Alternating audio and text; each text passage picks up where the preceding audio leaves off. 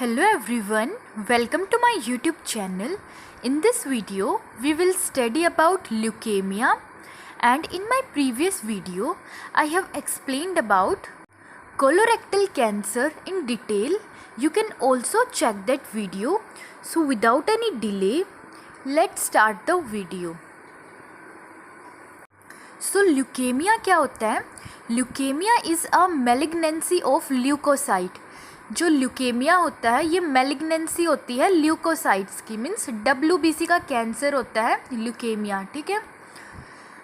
Abnormal over production of WBC. So leukemia के अंदर abnormally over production होता है. जो WBC होती है, जो वाइट ब्लड सेल होते हैं, उनका एबनॉर्मल ओवर प्रोडक्शन होने लग जाता है. Increase number of immature WBC and decrease the number of mature WBC.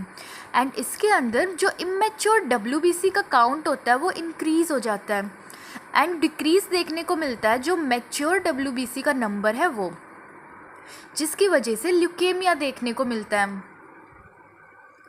And due to malignant cell in bone marrow के अंदर ये मैलिग्नेंट सेल प्रेजेंट होंगे, तो इसकी वजह से क्या होता है, अल्टर हो जाता है जो the production of red blood cell and platelets.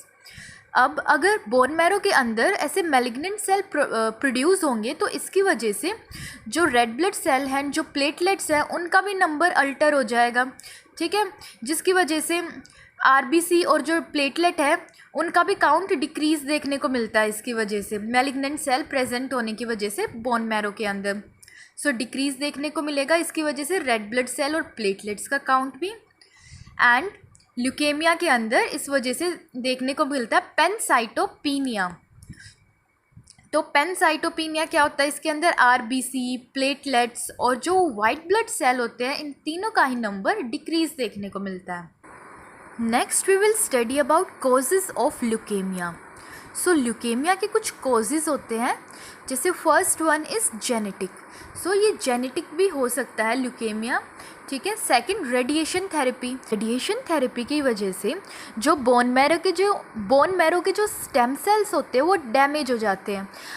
अब जो बोन मैरो के जो स्टेम सेल हैं वो डैमेज हो जाएंगे, तो जिसकी वजह से क्या होगा, एबनॉर्मल प्रोडक्शन देखने को मिलेगा. RBC, WBC और प्लेटलेट्स का प्रॉपर प्रोडक्शन नहीं हो पाएगा बोन मैरो की सुप्रेशन की वजह से. तो इस वजह से भी जो रेडिएशन थेरेपी होती है ये भी कोज करती है leukaemia. Next is viral infection. So किसी भी वायरल इन्फेक्शन की वजह से, किसी भी वायरस की वजह से जो कि इन्फेक्शन को कोज करता है, उसकी वजह से भी ये देखने को मिल सकता है. Next is chemotherapy. So chemotherapy की वजह से भी ल्यूकेमिया होने के चांसेस रहते हैं. सो कीमोथेरेपी की वजह से भी जो हाईली प्रोलिफरेटिव सेल होते हैं बोन मैरो के, वो भी डैमेज देखने को मिलते हैं, जिसकी वजह से एबनॉर्मल प्रोडक्शन होता है RBC का, WBC का एंड प्लेटलेट्स का. सो कीमोथेरेपी भी अफेक्ट करती है पर्सन को, ये भी ल्यूकेमिया कोज कर सकती है. Next we will study about sign and symptom of leukaemia. So क्या क्या साइन एंड सिम्टम्स हो सकते हैं ल्यूकेमिया के. First one is if RBC decrease. अगर ल्यूकेमिया में तो वैसे भी RBC का नंबर भी डिक्रीज़ होता है, ठीक है. WBC का नंबर डिक्रीज़ होने की वजह से क्या होता है, जो मैलिग्नेंट सेल प्रेजेंट होंगे ना बोन मैरो के अंदर, तो इसकी वजह से RBC और प्लेटलेट्स का नंबर भी अल्टर हो जाता है. तो अगर RBC का नंबर डिक्रीज़ होगा तो एनीमिया देखने को मिलेगा. एंड एनीमिया के अंदर क्या देखने को मिलता है, पैलर देखने को मिलता है. सो पैलर मीन्स जो पर्सन का जो फेस होगा वो पेल देखने को मिलेगा. Next is shortness of breath देखने को मिलेगी, SOB देखने को मिलेगा. नेक्स्ट फटीक देखने को मिलता है. सो ये मेन 3 साइन एंड सिम्टम होते हैं एनीमिया के, जो कि रेड ब्लड सेल डिक्रीज़ होने की वजह से देखने को मिलते हैं. Next, if WBC decrease. अब अगर WBC का नंबर डिक्रीज़ होता है तो इन्फेक्शन के चांसेस ज़्यादा इंक्रीज़ हो जाते हैं. Next one is platelets decrease. अगर प्लेटलेट्स डिक्रीज़ हो जाएंगी तो ब्लीडिंग के चांसेस बढ़ जाते हैं, ब्लीडिंग का रिस्क रहता है, ठीक है. एपिस्टेक्सिस के चांसेस रहते हैं. Epistaxis means nose bleed.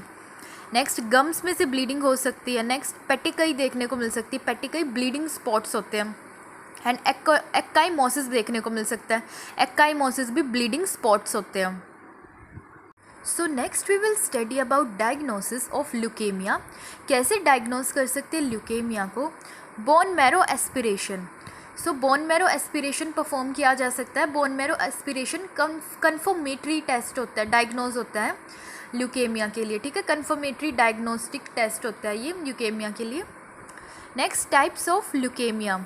सो ल्यूकेमिया के मेनली 2 टाइप होते हैं। First one is lymphoblastic leukaemia. So first है लिम्फोब्लास्टिक ल्यूकेमिया। सो लिम्फोब्लास्ट का मीनिंग होता है इमैच्योर WBC, ठीक है। सो फर्स्ट होता है lymphoblastic leukaemia. Immature over production होता है इसमें लिम्फोब्लास्ट का, या कह सकते हैं लिम्फोसाइट का।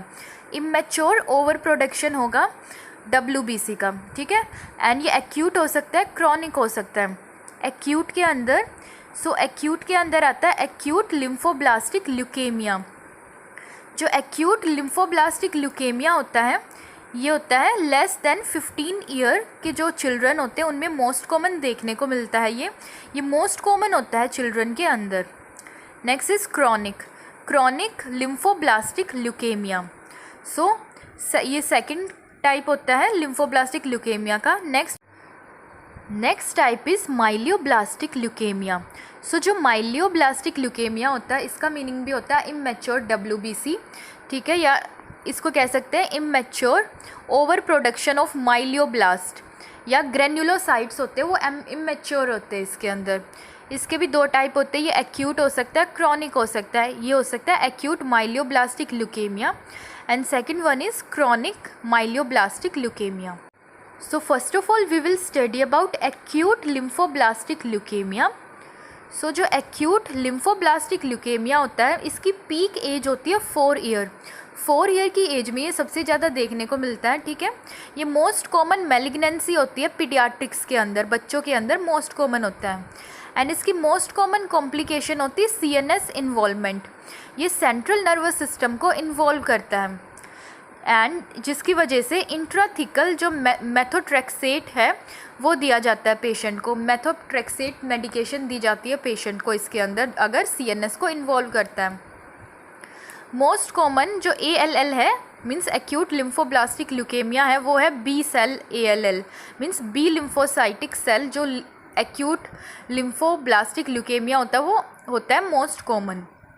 Next is chronic lymphoblastic leukemia. Now जो क्रॉनिक लिम्फोब्लास्टिक ल्यूकेमिया होता है ये आफ्टर 50 to 60 ईयर की जो एज है होती है उसमें मोस्ट कॉमन देखने को मिलता है एंड इसकी एवरेज एज होती है 65 to 80 ईयर।